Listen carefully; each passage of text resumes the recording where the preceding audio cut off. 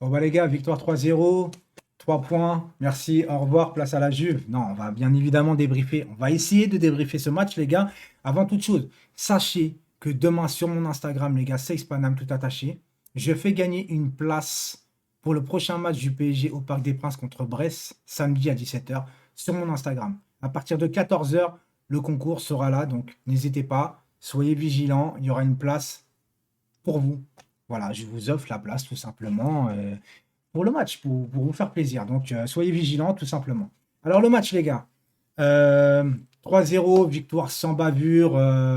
Nantes ne nous ont pas mis en danger. On a eu du mal à jouer au début. On avait du mal à combiner.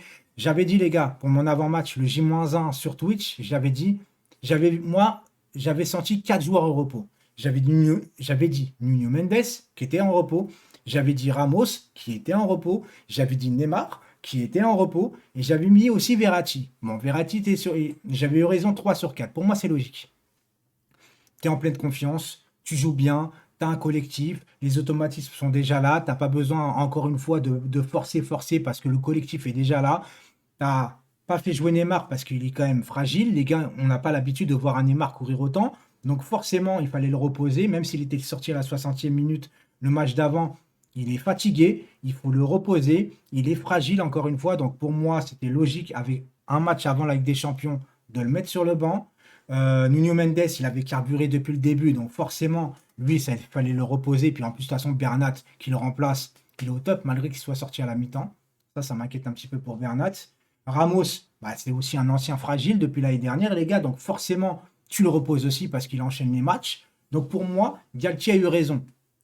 Ça aurait été un gros match de championnat, je dis pas, mais là, Nantes, sans manquer de respect à Nantes, les gars, tu peux gagner avec tes remplaçants. Surtout qu'aujourd'hui, tu as fait des recrues, poste pour poste, pour pouvoir avoir un effectif concerné, donc tu peux concerner tout le monde. Encore une fois, Danilo, je suis désolé de vous dire ça, ceux qui n'aiment pas Danilo parce qu'il a un profil bizarre, forcément, il ne te donne pas de frisson, mais lui, il fait le taf.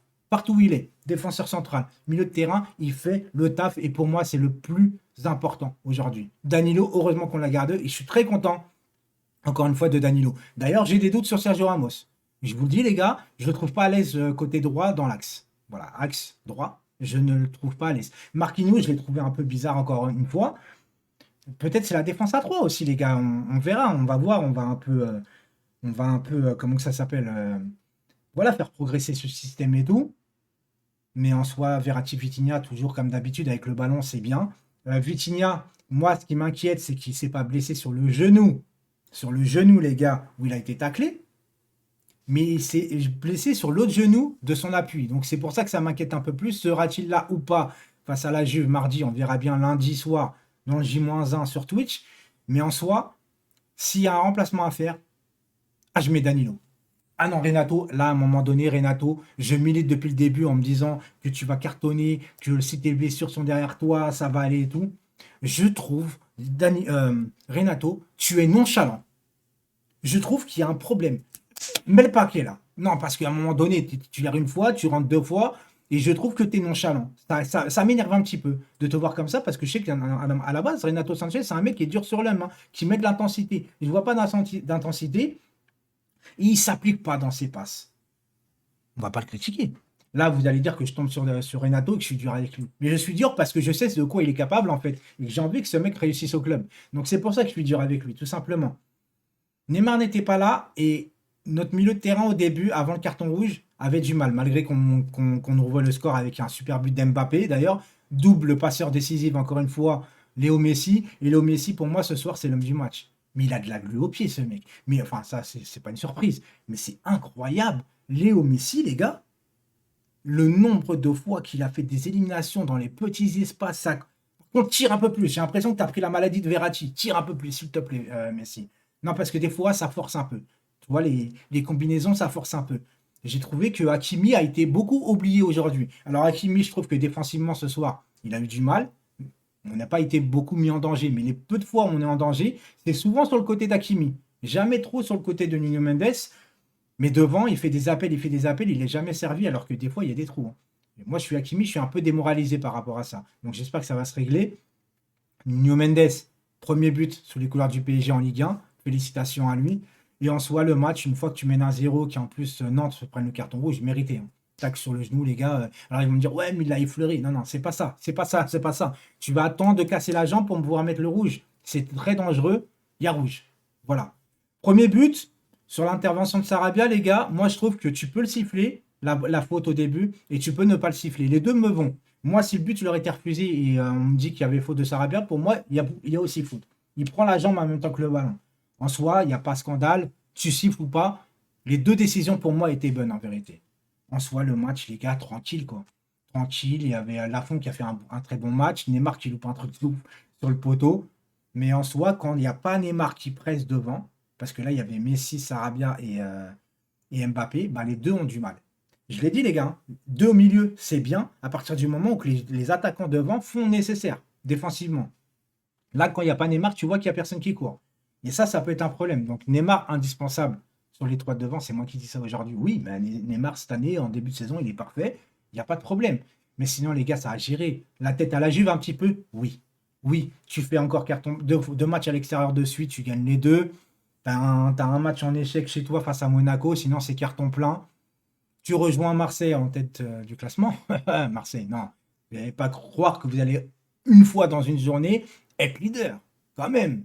Non, on revient. On revient, on en repasse premier au goal average. En soi, les gars, sinon le match, que dire de plus bah, rien d'autre en fait, les gars. On a fait rentrer les joueurs, on a fait tourner. Yalchi gère bien le temps de jeu de tout le monde.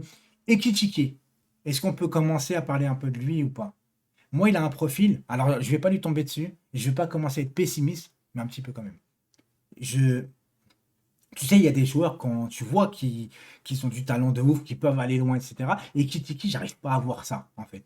Alors peut-être que c'est moi qui n'ai pas une bonne vision, hein, tu vois, peut-être qu'il va tout cartonner, et je lui souhaite, que ce soit au PSG ou ailleurs. Mais j'ai l'impression, tu vois, il n'arrive pas à combiner, il a un profil un peu Guillaume. On me sort souvent, ouais, Kitiki, on dirait un peu O'Haro. Alors je ne sais pas si vous avez raison ou non, mais en tout cas, j'ai un peu du mal à voir ce joueur-là au PSG. Alors, il a peut-être un profil qui est intéressant sur certains matchs, j'en sais rien. Tout ce que je sais, c'est qu'il nous manque quand même, encore une fois, les gars, un numéro 9, un vrai numéro 9. Parce que les pistons, ils sont un peu bridés. Bridés parce qu'à chaque fois qu'ils débordent, ils peuvent centrer à terre en retrait. Ils peuvent pas faire de centre devant parce que tu n'as personne pour y aller, pour mettre la tête, etc. Donc en soi, les gars, bon bah écoutez, match, victoire, qu'est-ce que vous voulez que je vous dise d'autre? Félicitations au Paris Saint-Germain. Je ne vais pas sauter de joie, les gars. On a gagné 3-0, c'est très bien. On n'a pas vu un grand Paris Saint-Germain ce soir. On est tombé contre un Nantes en plus qui était après, malheureusement, bah voilà, je te dis, un carton rouge au bout de la 24e minute. T'es mené face au PSG. C'est pratiquement impossible de la part de Nantes de revenir, tu vois. Donc le match était un peu joué maintenant après. Et j'ai envie de te dire, peut-être tant mieux pour nous. On a pu se reposer, on a fait tourner, on n'a pas eu beaucoup de choses à faire. On s'est pris quand même beaucoup de cartons jaunes après le carton rouge, alors que voilà. C'est juste peut-être la petite nuance que j'ai dit, mais sinon en soi, je mets pas de flop ce soir. Je vais pas mettre de flop, même 3-0, même si je trouve que Marquinhos a du mal avec le jugement des trajectoires. C'est un peu, en ce moment, Marquinhos est un peu bizarre. Je vous le dis, je sens Marquinhos un peu désorienté. Je sais pas pourquoi. On verra par la suite. Ok les gars? Allez, ciao tout le monde. Et à demain. Demain en live Twitch pour le J plus 1, pour l'After Panam, bien évidemment. Et je serai en gaming demain. Ciao, ciao!